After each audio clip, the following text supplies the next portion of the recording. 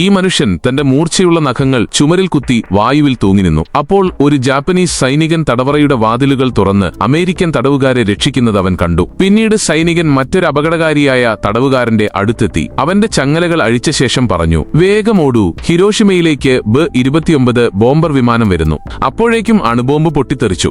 ആകാശത്ത് വലിയ കൂൺമേഘം ഉയർന്നു. തീ പടർന്നപ്പോൾ ഇരുവരും ഓടി ഒരു കിണറ്റിലേക്ക് ചാടി. സൈനികനെ രക്ഷിക്കാൻ ആ മനുഷ്യൻ ഒരു സ്റ്റീൽ പാളി മുകളിലേക്ക് പിടിച്ചു. സ്ഫോടനത്തിന് ശേഷം അവന് ഗുരുതരമായി പൊള്ളലേറ്റിരുന്നു. എന്നാൽ എല്ലാവരെയും ഞെട്ടിച്ച് അവന്റെ മുറിവുകൾ പെട്ടെന്ന് സുഖപ്പെട്ടു. അങ്ങനെ അവൻ ഒരു സാധാരണ മനുഷ്യനല്ലെന്ന് സൈനികന് മനസ്സിലായി. 50 വർഷങ്ങൾക്ക് ശേഷം അവർ വീണ്ടും കണ്ടുമുട്ടി. റേഡിയേഷൻ കാരണം സൈനികൻ വൃദ്ധനായെങ്കിലും ആ മനുഷ്യന് യാതൊരു മാറ്റവും ഉണ്ടായിരുന്നില്ല. അവന്റെ രോഗശാന്തി ശക്തി സ്വന്തമാക്കാൻ സൈനികൻ ഒരു രഹസ്യ പദ്ധതി തയ്യാറാക്കി. പിന്നീട് ആ മനുഷ്യൻ എക്സ്റേ എടുത്തപ്പോൾ ഹൃദയത്തിന് മുകളിൽ ഒരു വിചിത്ര ജീവി ഇരിക്കുന്നത് കണ്ടു. അതാണ് അവന്റെ രോഗശാന്തി ശക്തി തടഞ്ഞതെന്ന് മനസ്സിലായി. അവൻ സ്വയം ശസ്ത്രക്രിയ ചെയ്ത് ആ ജീവിയെ പുറത്തെടുക്കാൻ തുടങ്ങി. അപ്പോഴേക്കും ഒരു നിഞ്ച അവനെ ആക്രമിക്കാനെത്തി. എന്നാൽ ഒരു ജാപ്പനീസ് സ്ത്രീ ഇടയിൽ കയറി വാൾ തടഞ്ഞു. ഈ അവസരം ഉപയോഗിച്ച് അവൻ ജീവിയെ പുറത്തെടുത്തു. ഉടൻ തന്നെ അവന്റെ രോഗശാന്തി ശക്തി തിരിച്ചെത്തി. സ്ത്രീ ബോധരഹിതയായി വീണെങ്കിലും അവൻ നിഞ്ചയുടെ വാൾ തടഞ്ഞു നിർത്തി. അവന്റെ ശക്തി കണ്ട് നിഞ്ച ഭയന്നുപോയി.